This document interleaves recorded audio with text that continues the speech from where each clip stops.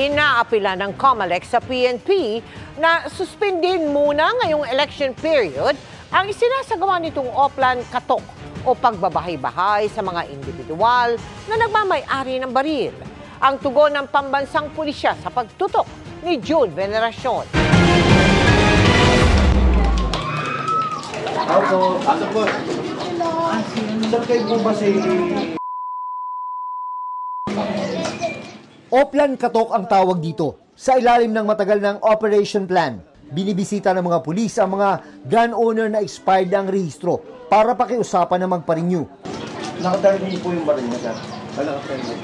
Pati po, sir, aware po namin kung na-process niyo po yung ELTA po, na-process niyo po. Ay, hindi po.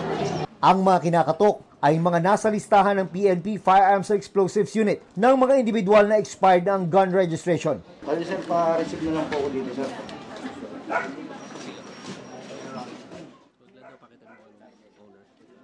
Nung ganda pa nga yun eh. At least nare-remind ka nila eh. Okay ko yun.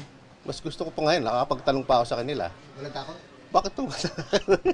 Itiwala naman ako sa kanila eh.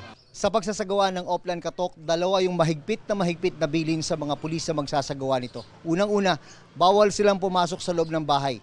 At pangalawa, ang Oplan Katok ay pwede lang gawin mula alas 8 ng umaga hanggang alas 5 ng hapon.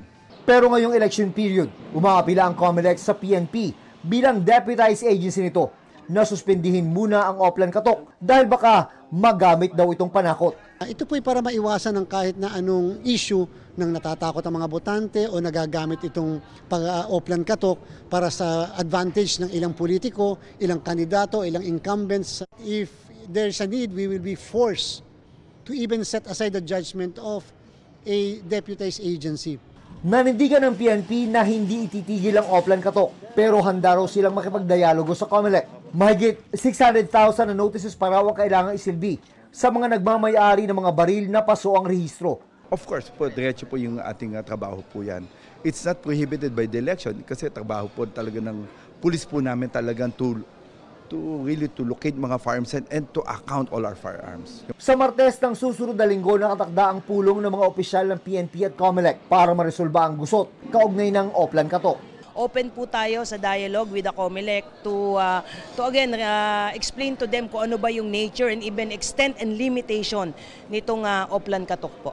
Para sa GMA Integrated News, June Veneracion, nakatutok, 24 oras.